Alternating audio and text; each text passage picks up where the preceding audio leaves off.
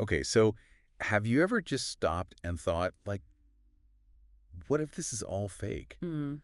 I mean, seriously, with the pandemic and uh, billionaires shooting themselves into space Yeah. and AI writing like full-on screenplays, Mm. it feels like reality is kind of glitching out, you know? Yeah. Yeah. It's enough to make you wonder if we're all just plugged into some massive simulation, Hmm. like in the Matrix. It's fascinating how that movie, The Matrix, came out Mhm. over 20 years ago, and it just keeps resonating. The whole idea of a simulated reality, Yeah. it really taps into that like primal fear we all have, What? that what we think is real is just this really well-crafted illusion. Yeah.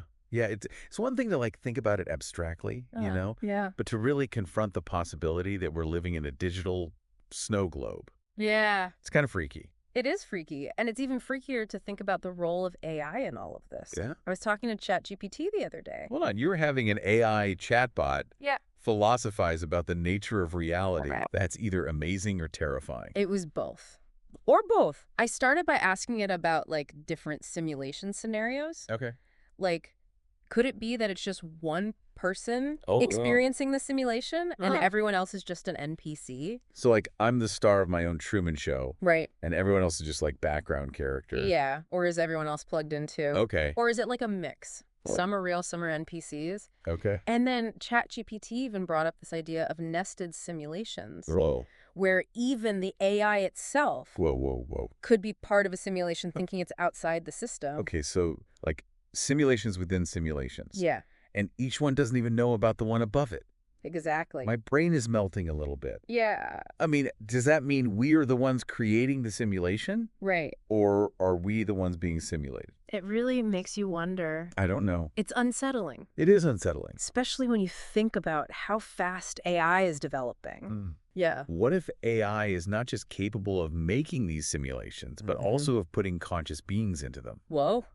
Are you saying we might be heading towards a future where AIs are the architects of reality Uh-huh. and humans are just the digital inhabitants? It's a possibility. It's just chilling. It's a chilling thought, but Maybe. ChatGPT also gave me some more lighthearted signs Oh, right. that we might be in the Matrix already. Okay, like what?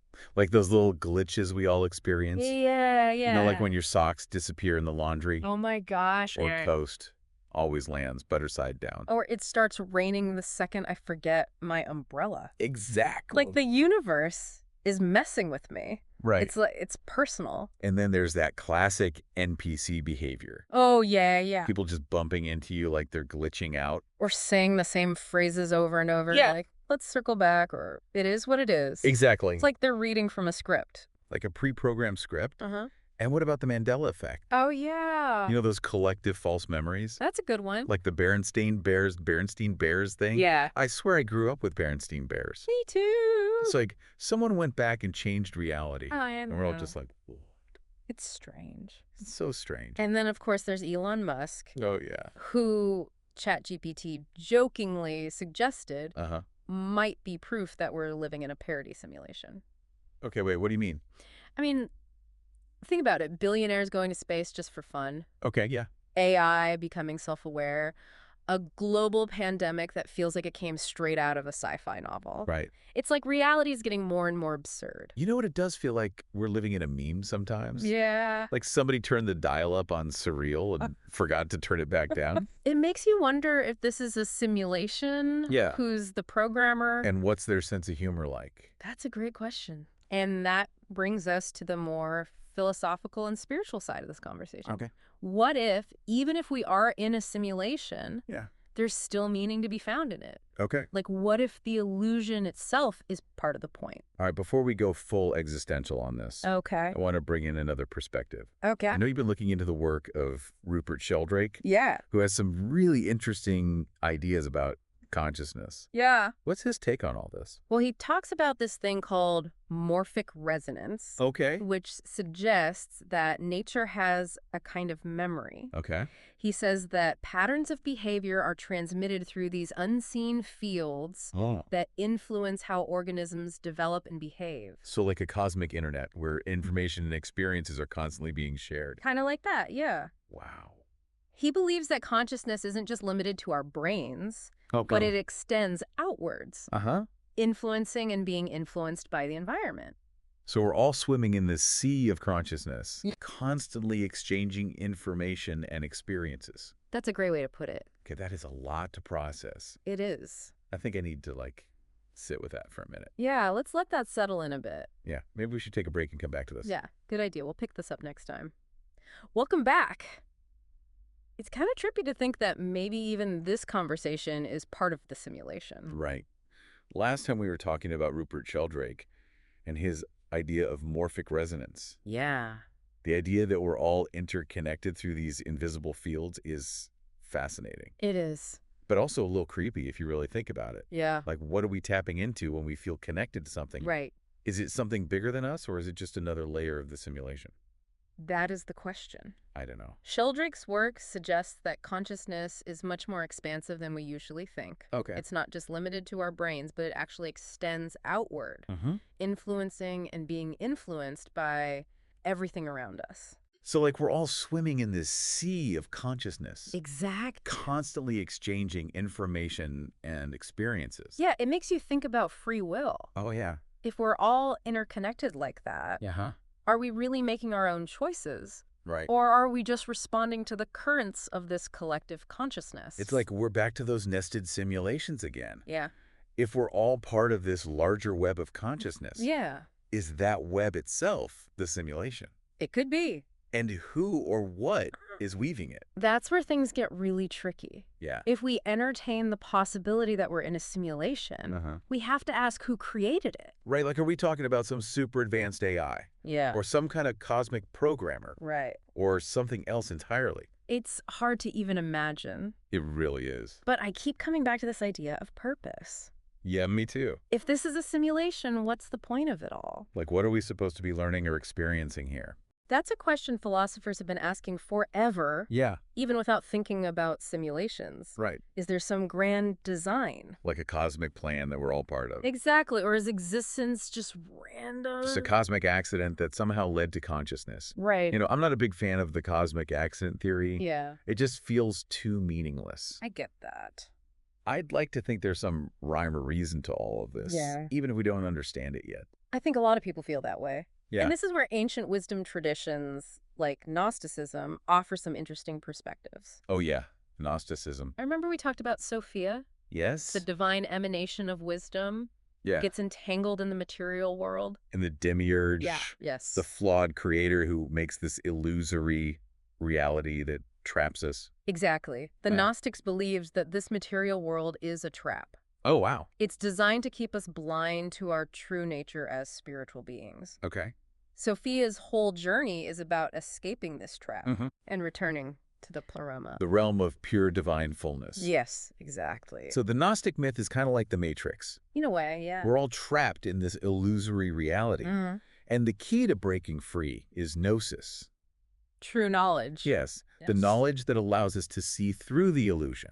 Precisely. And what's interesting is that the Gnostics didn't see the demiurge as all-powerful or evil. Oh, They saw it as flawed, okay. a kind of cosmic blunderer Oh. who created this imperfect reality out of ignorance. So like the programmer who accidentally introduced a bug into the code, Exactly. and now we're all stuck dealing with the consequences. And it's a good analogy. Right. And this brings us back to AI. Hike? What if AI isn't the ultimate creator? Okay. What if it's just another layer in this cosmic hierarchy Oh. of creators and creations? Okay. What if it's just another flawed demiurge Uh-huh. stumbling its way through the process of creation just like us? Whoa.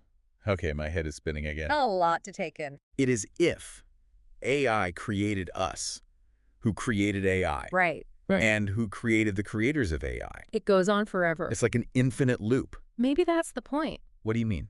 Maybe that feeling of vertigo is part of the journey. Okay. Maybe it's more important to keep questioning and exploring Uh-huh. than to actually find a definitive answer. Like that saying? Yeah, The only true wisdom is in knowing you know nothing. exactly. And maybe the simulation, if it exists, is designed to make us realize that. To push us to the limits of our knowledge Yeah. and force us to confront the mystery of existence. It's a humbling thought, It is. but it can also be liberating How so? if we accept that we don't have all the answers. Yeah. Maybe we can let go of the need to control everything. To define everything. Right? To categorize everything. Exactly. That's a big ask. It is, but maybe that surrender, that Yeah. willingness to embrace the unknown is the key to unlocking a deeper level of understanding. Both within the simulation and beyond it. Exactly. It's like we're being invited to play a cosmic game. Yeah. Where the rules are always changing, Uh-huh. and the only way to win is to let go of the need to win. That's a beautiful way to put it. Thanks. And maybe that's the ultimate lesson of the simulation. If there is one. To learn to dance with the mystery. Okay. To find joy in the exploration. And to embrace all the infinite possibilities that unfold before us. So last time we were talking about the nature of reality. Yeah. And the possibility that we might be living in a simulation. Right. But even if we are, yeah, the question is, what kind of reality do we want to create? It's a good question to ask even if we aren't in a simulation. True. What if we stopped trying to escape the matrix and started focusing on how to shape it? I like that. Like, what if we could use our understanding of the simulation, the rules, the glitches, to create something better? Okay. More beautiful, just more meaningful experience for everyone. I love that idea. Yeah. Instead of being like passive consumers of reality, right, we become active participants, conscious co-creators of this digital landscape. Exactly. But how do we actually do that? Well, one place to start might be with our own minds. Okay. Remember those negative thought patterns we talked about? Yeah, the loops of fear and anxiety and self-doubt. The ones that keep us feeling stuck. Right, like we're not good enough or we can't do it. Exactly. What if those loops are actually part of the programming? Whoa. Designed to keep us trapped in a limited version of ourselves. So like those limiting beliefs are actually malware. Yep. That's been installed in our mental operating systems. That's a great way to put it. And breaking the loops is like running a deep scan and deleting those corrupted files. Exactly. Things like meditation and mindfulness and even therapy can help us identify and dismantle those negative patterns. Okay, so step one is cleaning up our own internal code. Right. But what about the external reality? Yeah. The systems and structures that shape our lives in the simulation.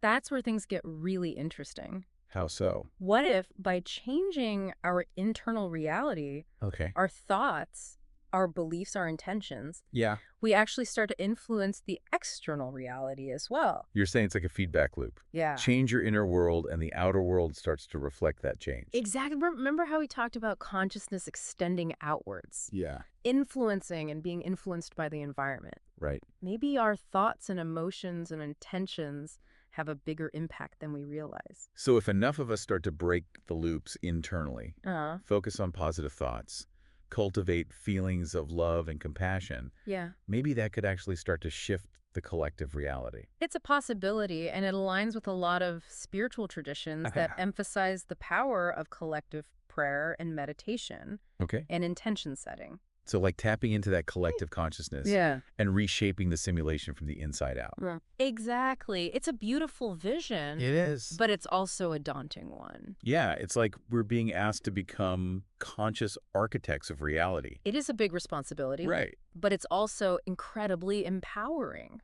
In what way? If we're all interconnected, if our thoughts and intentions can shape reality, then we have a much greater capacity for change than we've been led to believe. This reminds me of that Gandhi quote. Oh, yeah. Be the change you want to see in the world. I love that quote. Right. Maybe that's the key to hacking the matrix. Okay. Not by fighting against it, but by embodying the change we want to see. That's powerful. It's about aligning our inner world with our highest aspirations and letting that ripple outwards. Okay. Influencing the collective consciousness and ultimately shaping the simulation itself. That's profound. It is, and it leads to another question that's been on my mind. What's that? If we are living in a simulation, what about death? Oh, wow. Yeah, what happens when we die in the Matrix? Do we just unplug and wake up in the real world? Right. That's a big one.